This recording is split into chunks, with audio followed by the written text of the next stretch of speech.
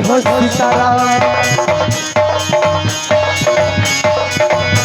घोड़ा बाके पनिया हो सितारा घोड़ा बाके पनिया हो सितारा या जो हम पिए सुंदर रे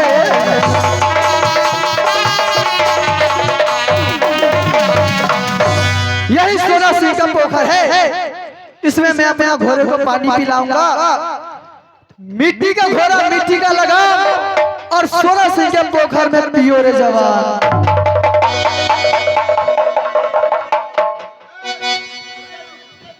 मिट्टी का घोड़ा मिट्टी का लगाम और सोना सिंह के पोखर में पानी पियो रे जवान।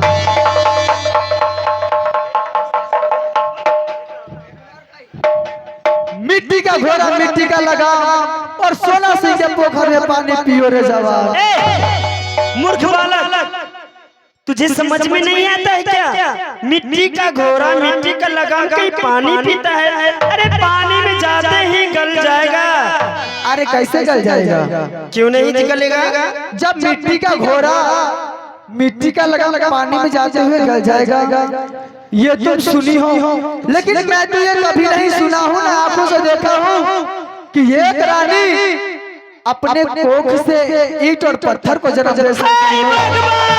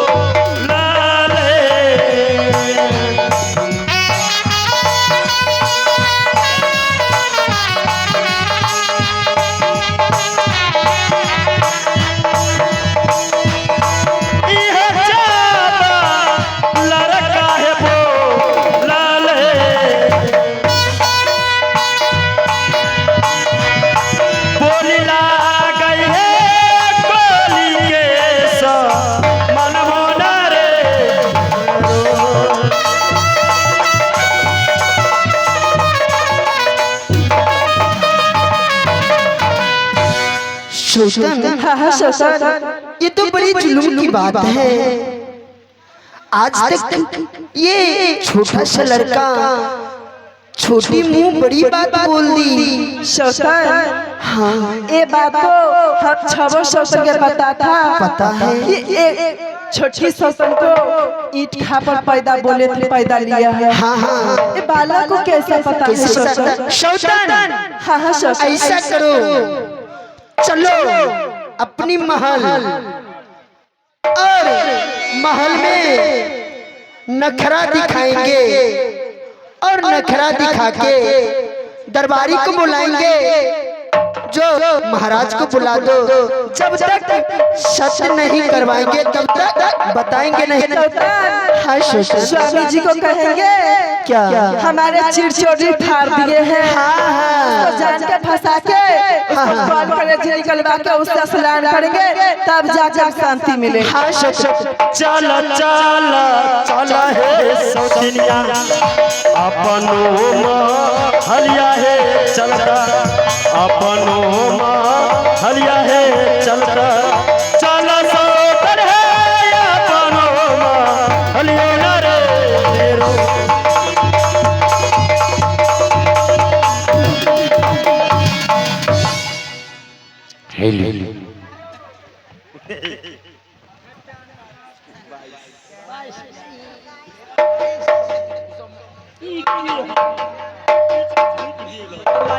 हेलो ओह माय चार फाल ओह माय की बात ये बताओ, जो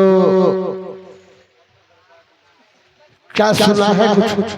ना जुल्मी सिंह का जुल्मी से हाँ हाँ कचहरी पर ओ सही से जो है तुम लोग ड्यूटी नहीं करता है यहाँ पर। महाराज, जुल्मी सिंह आपकी राज में मैं सही से ड्यूटी करता हूँ। आप जो कहते हैं मैं पूरा करने के तैयार रहता हूँ। अब कैसे नहीं कुछ लिया हो चूलनी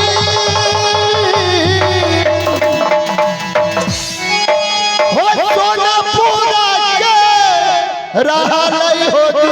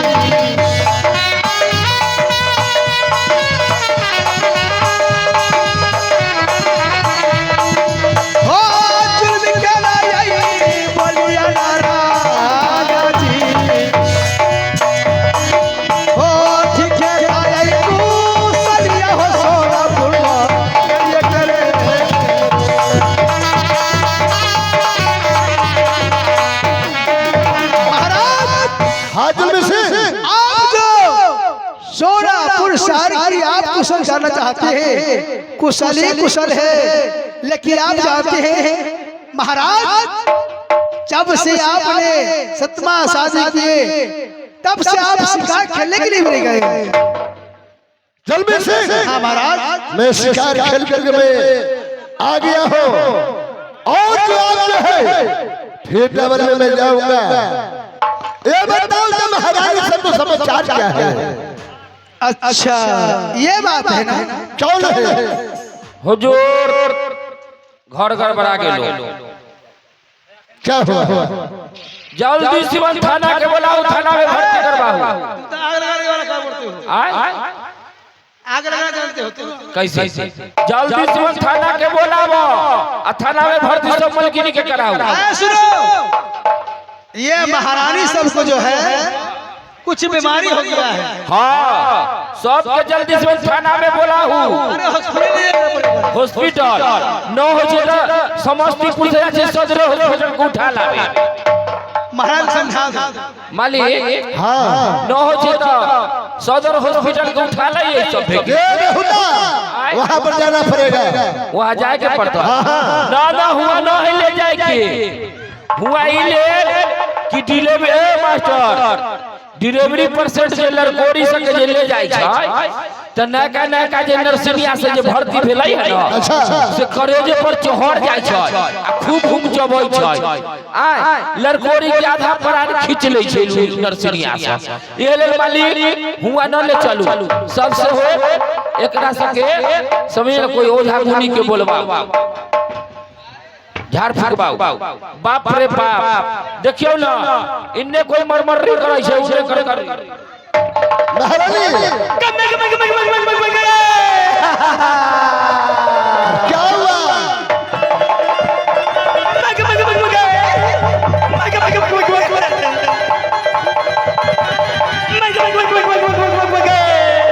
क्या हुआ महारानी?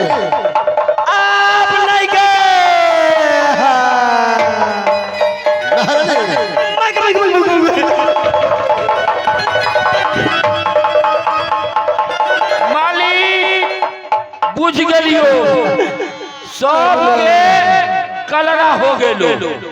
तोरा घर तोरे बहुत पोता ई कोरोना से आदमी न मरलै हदा से आदमी मरलै एरी बहिनी फेर कोरोना अपना राज में घुस गेल।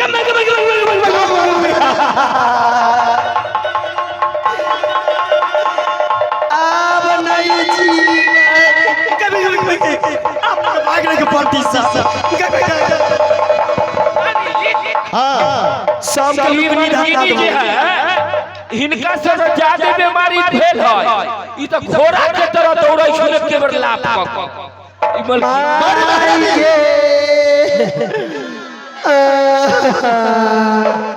क्या हुआ तुम्हें? अब नहीं, अब नहीं जीवा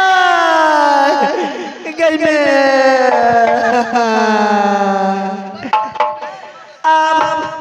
अब हमारा लुकनी धरता ओ मालिक मालिक हो हाँ एगो ओझा के बोला कल कहाँ से? बड़ा अच्छा है ये बगले में है ओझा छिनरिया घाट देव हुदा आय सिमरिया घाट। ओ सिमरिया घाट हाँ। हमरा बुझल छिनरिया घाट हुए से सब पहले चलू आ सब के 7.5 मन का चैला रख देबै आ ओहे पर सब से झाड़ फूक हो जतै गई बैंड वाली से कहाँ जाय छी?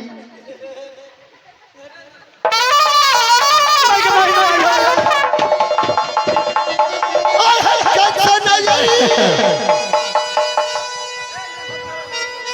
बीमारी है रानी है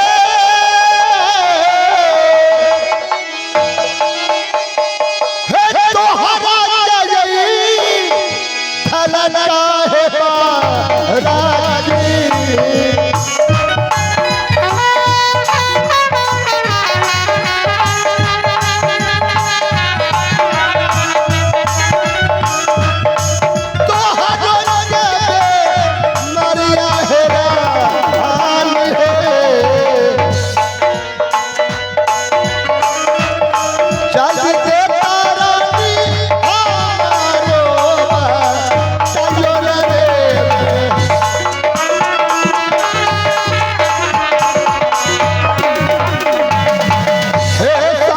धलका है राजी।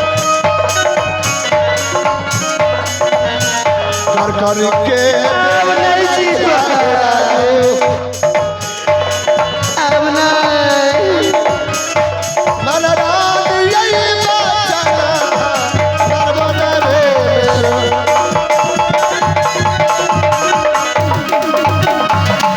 लहरानी आय, क्या हुआ? कौन सा बीमारी है? अब नहीं जिए के मन करे छे।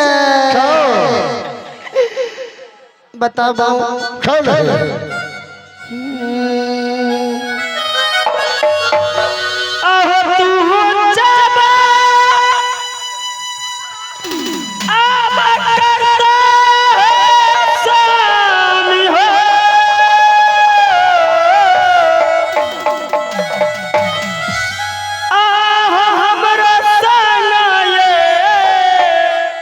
सतबा होगा रहता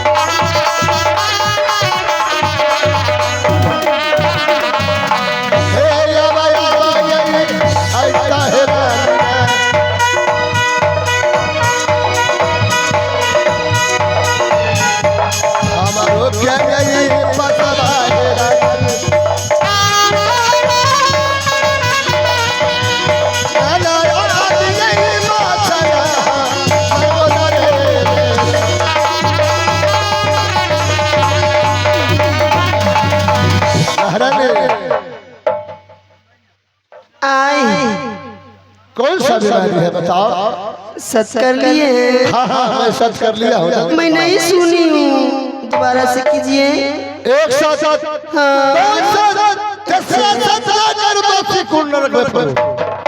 अब मैं तो बता ही की रहूंगी। जल्दी बताओ। स्वामी जी मैं बोल रही हूँ ना, आप कान लगा के सुनिए। मैं सुन रहा हूँ। आज मैं छबो शौतान अपनी पोखर में गई थी गंगा स्नान करने के लिए। अच्छा सोनापुर पोखरा में? हाँ हाँ, लेकिन क्या हुआ? हम छबो शौतान स्नान कर लेते, उसी समय वो गंगा पंडित है, हाँ हाँ अपने राज में है। उसका लड़का मेरा चीर चोली फाड़ दिया। स्वामी जी जब तक उस लड़का को मरवा के कोर कलेजी मुझे सौंप दीजिएगा और स्नान कर लूंगी तो मेरा बीमारी सही होगा। और कुछ बोला है? नहीं बोलो, साफ शब्दों में बोलो। पंडित को लड़का जो है क्या सब बोला है? देखिए मेरा चीर चुली फाड़ दिया है। बोल रहा था चलो ना मेरे साथ, और मैं नहीं गई तो मेरा बदन का इज्जत भी लूट लिया। अब नहीं जीवा। तुम लोग जो है यहाँ से जा सकते हो, जाओ। मैं जाऊँ? हाँ हाँ चला चला चला है सौतीनिया अपनो हलिया है चलता, अपनो हलिया है चलता, चल सोतर अपनो हलियो न रे।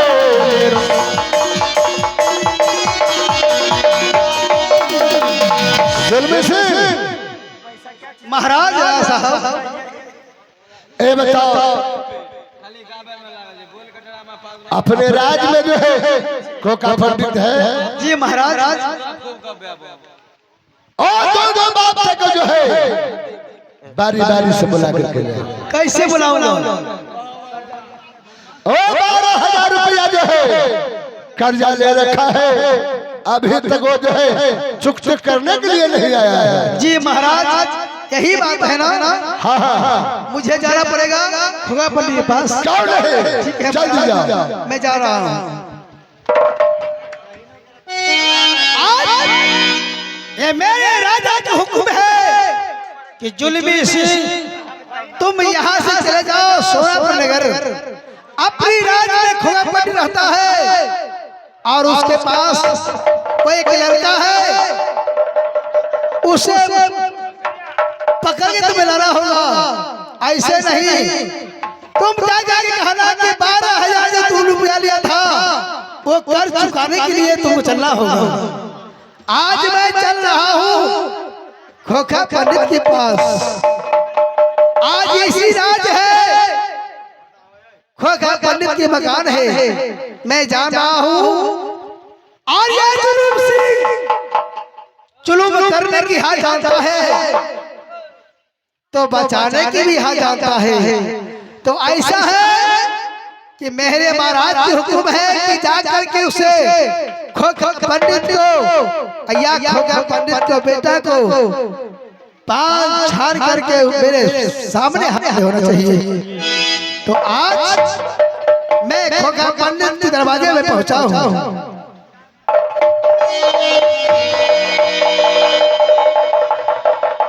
सुनिए। हाँ क्या बात? क्या ये आपके मकान है ना? हाँ तो आपके पास ये जुल्मी सिंह पहुंचा है सोनापुर नगरी से, ये महाराज के हुक्म से। जो सोना सिंह महाराज ने कहे थे जा करके वो खोखा पंडित के पास लड़का है उसे पकड़ करके जो कर्ज लिया था खोखा पंडित 12,000 रुपये हम लिए थे। क्या लिए थे? 12,000 रुपये तो लिए थे। तो आज मुझे हुक्म मिला है कि जुल्मी सिंह मैं कुछ नहीं कर सकता, तुमने राज का नमक खाया है तो उस राज की जगह में खोखा पंडित को कहा था ना कि 12 बरस वो कर्ज अभी तक चुकाने नहीं आया है। अगर आज के दिन तुम जाकर के उसे किसी भी उसका लड़का हो या खोखर पंडित हो ऐसा है जुल्मी सिंह जी, ये बात हुआ जो थोड़ा कमाई नहीं हुआ इसलिए कर ज्यादा दिन पैसा रुक गया है। ठीक है, राजा का हुक्म है तो हम ब्याज जोड़ के दे देंगे, लेकिन पैसा नहीं रखेंगे। ये महाराज के हुक्म से कभी इधर से उधर नहीं हो सकता है। जो महाराज की कहना है मैं पूरा करूंगा तो करूंगा। ठीक है जुल्मी सिंह जी, हम आपको बात मानते हैं, लेकिन हम अपनी पत्नी है घर में उसको भी पूछ लेते हैं। अच्छा उसे पूछ लो, विचार कर लो। उसके बाद जो पैसा हम कर्ज लिए हैं वो जरूर हम चुका देंगे। जहिया पैसा ले ली तो या मौगी से पूछे गेल ही रह। वो बात तो सही है, उससे नहीं पूछे थे। ना ना आखिर देवे घड़ी मौगी से पूछे जाछी। टोटल 12 लाख के कितना है हो? 12,000 के हमर ब्याज मालिक के चलो 300 रुपए संकरा जोड़ का जल्दी सिवन ला। अच्छा न है मालिक ऐसा है जो हम कर्जा लिए हैं इसीलिए करने आप सब बोल रहे हैं। यदि हम नहीं लेते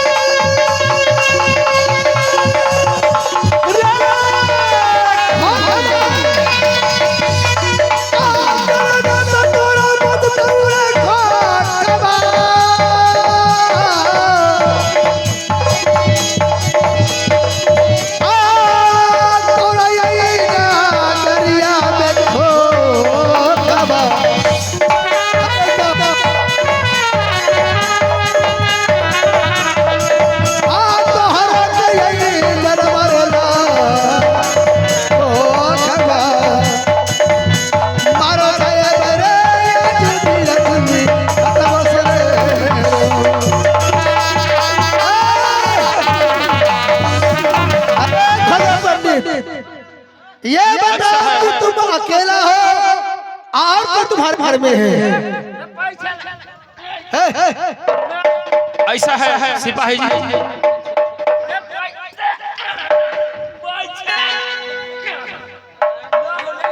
ठीक है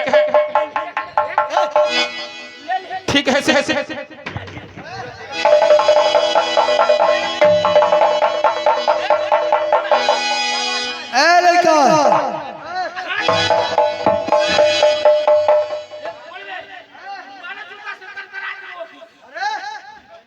तुम क्या शोर मचाए रखा है यहाँ?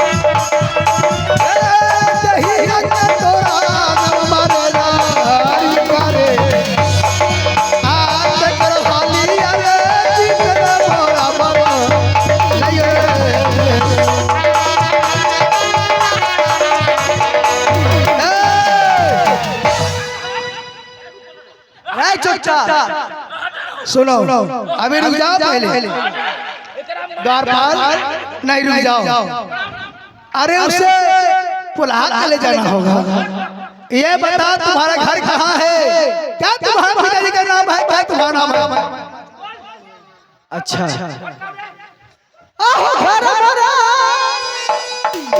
लागल राजा जी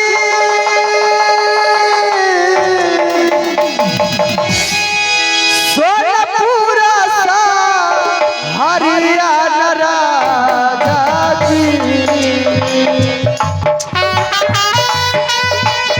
अच्छा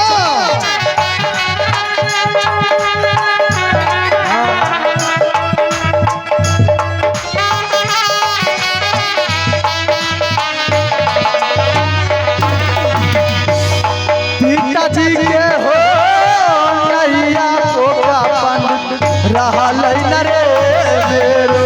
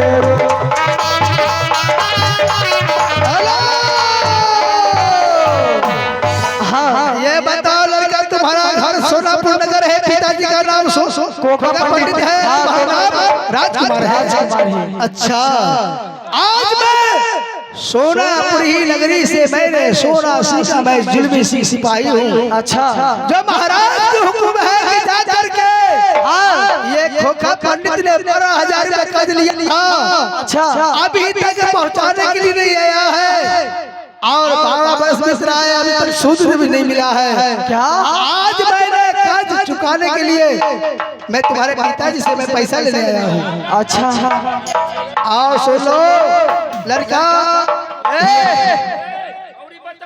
साइड रहो तुम साइड हटो पिताजी से बात मैं करता हूँ पिताजी हाँ बेटा क्या यार राजा सोना सिंह से आप कर्ज लिए थे ऐसा है बेटा जो हमारे तुम्हारे दादाजी मर थे हाँ इसमें जो है छोटा अरे कर्ज लिया है तो कर्ज लेंगे हाँ उसी में है बेटा जो हम कर्ज लिए थे लड़का हाँ क्या तुम्हारे पिताजी कर्ज लिया था तो तुमने आज चुकाने के लिए तैयार होता है हम तैयार होते हैं अपना पिताजी अपने महल भेज दो और मेरे साथ सवाल करो ठीक है पिताजी आप जाइए मैं इनके साथ सवाल करता हूँ लेकिन बात सुनो बोलिए तुम्हें जो आएगा सोनापुर नगरी में हाँ जुल्मी सिंह अच्छा सिपाही तुम्हें लेके जाएगा कर्ज चुकाने के लिए तो वहाँ जाते हो तुम्हें कितना काम मिलेगा क्या काम मिलेगा सबसे ऊपर वाला ड्यूटी देबो अच्छा एकरा समस्तीपुर स्टेशन पर ले जाबो आ पैखाना घर में पैखाना साफ करबो क्या तुमसे कहोगा अरे जब मेरे पिताजी कर्ज लिए हैं उस कर्ज को चुकाने के लिए मुझे जो करना पड़ेगा मैं करूंगा क्या लेकिन सर कर सकते हो नहीं क्या नहीं करोगे कभी नहीं जो काम होगा वही करूंगा और भैंस के गोबर तुम्हें माथे पर हो खेते पहुंचाना होगा क्या होगा ये भी नहीं हो पाएगा मुझसे क्या नहीं होगा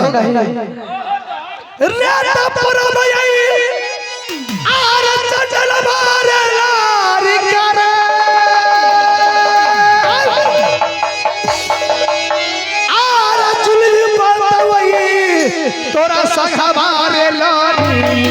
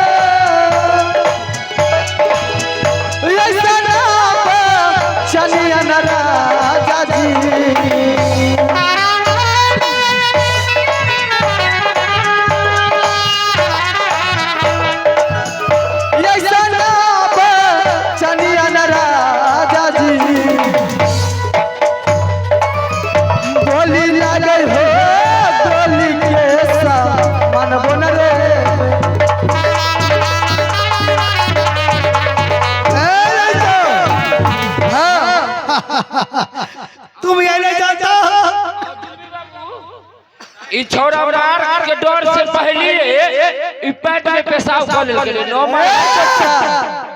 ये लड़का ने कहता है जो आज महाराज आज ये जो बात है कहते हैं कि मुझे राजा के पास जाना होगा, ये काम करना होगा, ये हमसे नहीं होगा। क्या तुमसे काम नहीं होगा? नहीं नहीं होगा, नहीं होगा। रता मारा लता यही जय लड़का, अरे झूलन के यही सगबा में लड़का, क्या अरे झूलन के यही सगबे लड़का।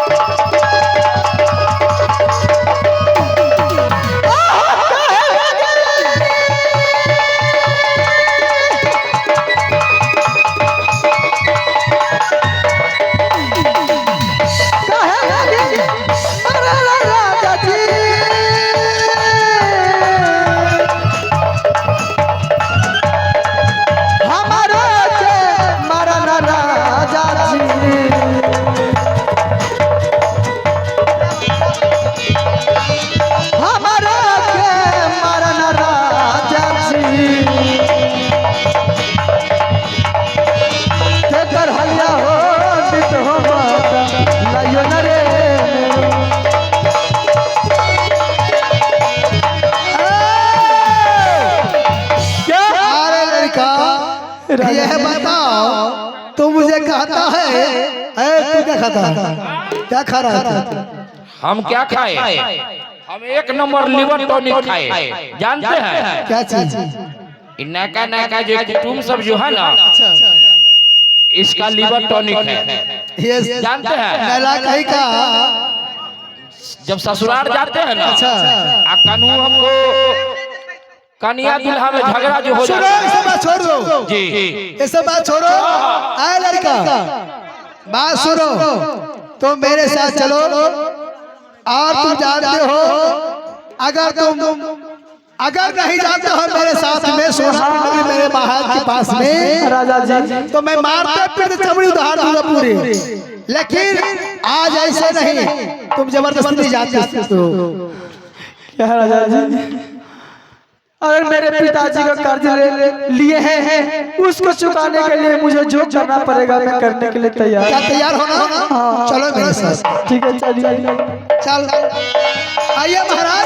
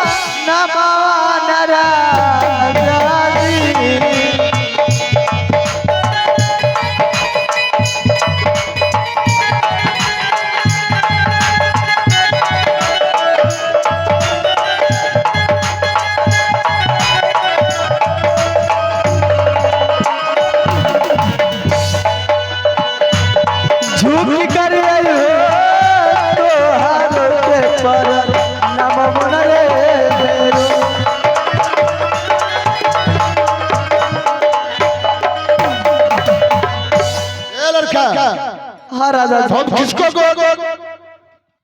लगते हो और प्रणाम करते हो?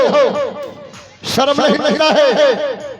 राजा जी किसी राज के राजा के पास जाते हैं तो उस राजा को प्रणाम करते हैं।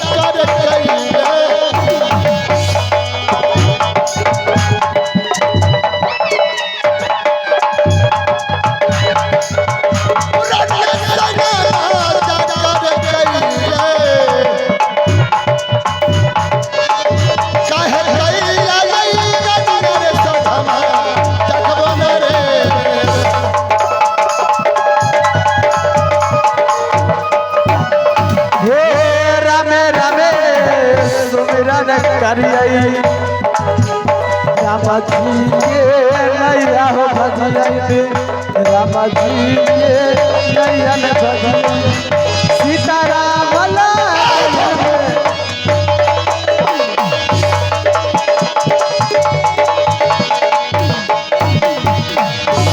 क्या सब सजा करके सोनापुर पोखरा फिर बोला है? राजा जी मैं कहा कुछ बोला नहीं। सच बताओ।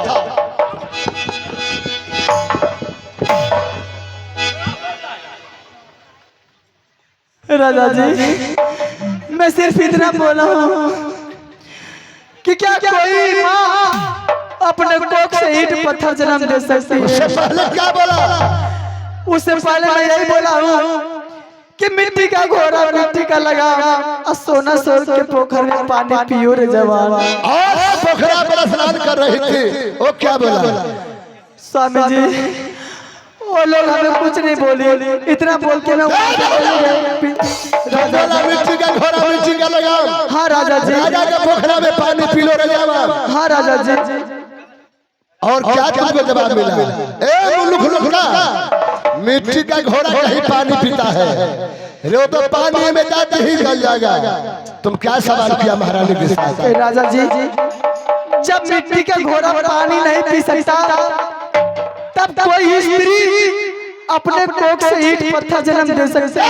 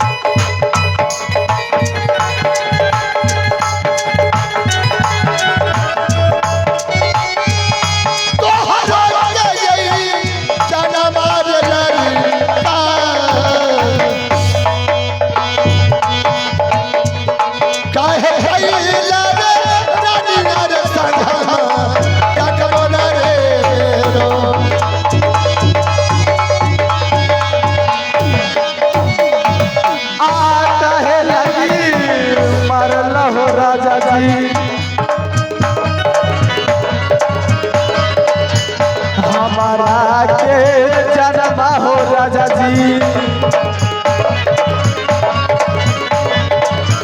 तानो न होगा लतिया रहा मरमो न रे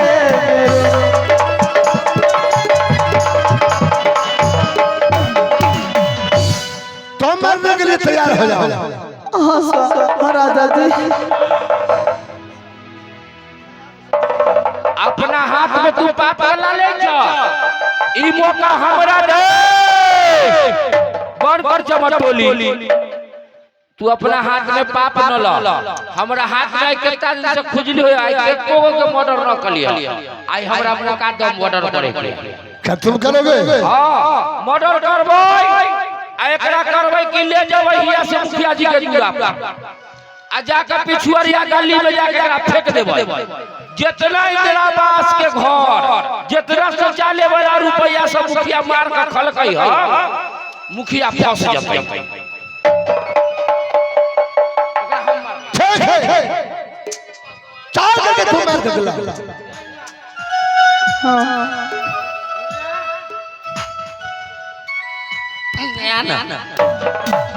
कमन हरिया कमन रे एगो बात बता। बोला ही तखनी ना यार अखनी आइए तो मौका तो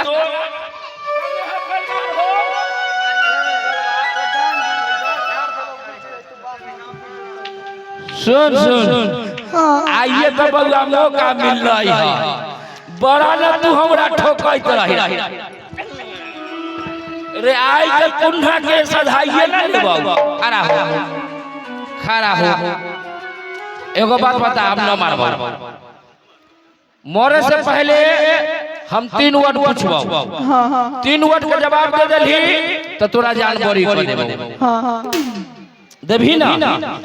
कोशिश करूंगा। कोशिश करूंगा, कोशिश नहीं, जवाब देना है। तो वही ना? मुझे पता होगा तब जवाब दूंगा मैं। चल कुछ खाबे? नहीं, मैं घर से खा के आया हूं। घर से खा कर लिया? कथी खा के ले रहा? गरीब दुखिया घर में क्या बनता है, लेकिन पिताजी मछली चावल बनाए थे वो खा के आया। ओ मछली भात। अच्छा, कुछ भी नहीं। मुफरबा नहीं। झमरुआ चा नहीं। ना केकरो से मिलबही ना? चल गर्दन लीबा। कहाँ है परिवार हमर हो?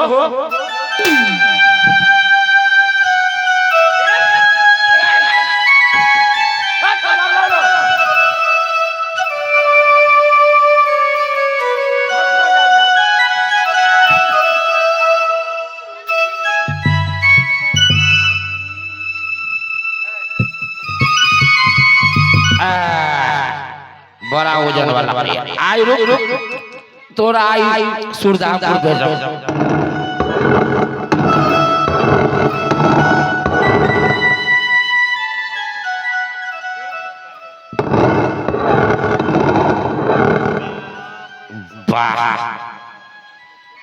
ना इन्हें हमरा अपने कटा आई नहीं चल खड़ा इन्हें मुड़ी लिबा ठीक से लिबा ठीक से तोरा का रे आई तो या पुलिसला न बचो था कंडक्टर से ठोकला कर जुलमी बाबू उसको पकड़िए। मैं पकड़ रहा हूँ।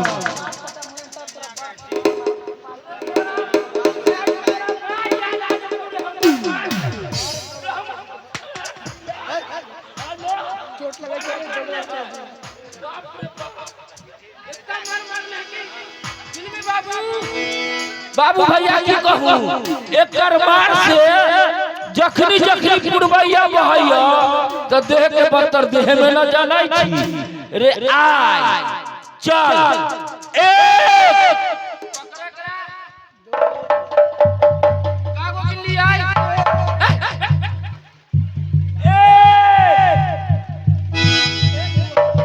टू